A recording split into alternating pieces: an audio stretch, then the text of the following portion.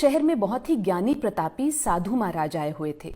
बहुत से दीन दुखी परेशान लोग उनके पास उनकी कृपा दृष्टि पाने हेतु आने लगे। ऐसा ही एक दीन दुखी गरीब आदमी उनके पास आया और साधु महाराज से बोला, महाराज, मैं बहुत ही गरीब हूँ, मेरे ऊपर कर्जा भी है, मैं बहुत ही परेशान हूँ, मुझ पर कुछ उपकार करें।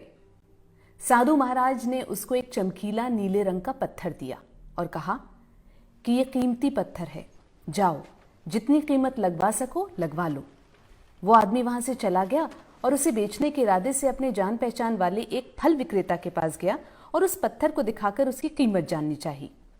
फल विक्रेता बोला, मुझे लगता है ये नीला शीशा है, महात्मा ने तुम्हें ऐसे ही दे दिया है।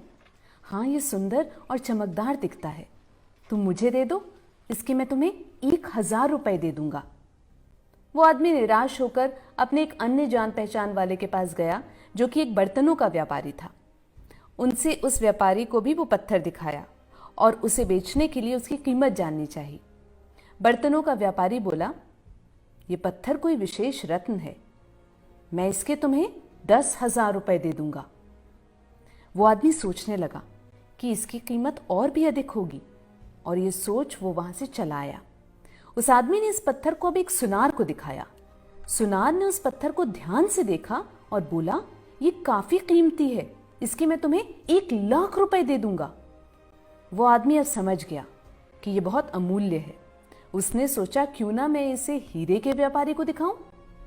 ये सोच वो शहर के सबसे बड़े हीरे के व्यापारी के पास गया। उस हीरे के व्यापारी ने जब वो पत्थर देखा तो देखता रह गया। चौंकने वाले भाव उसके चेहरे पर दिखने लगे। उसने उस पत्थर को माथे से लगाया और पूछा, तुम ये कहां से लाए हो?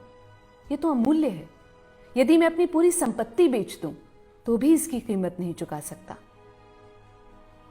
कहानी से सीख, हम अपने आप को कैसे आंकते हैं? क्या हम वो हैं जो राय दूसरे हमारे बारे में बनाते हैं? अपनी लाइफ अमूल्य है, हमारे जीवन का कोई मोल नहीं लगा सकता। आप वो कर सकते हैं जो आप अपने बारे में सोचते हैं। कभी भी दूसरे के नेगेटिव कमेंट से खुद को परखने की कोशिश मत कीजिएगा। शायद आपको भी नहीं पता कि आपका मूल क्या है।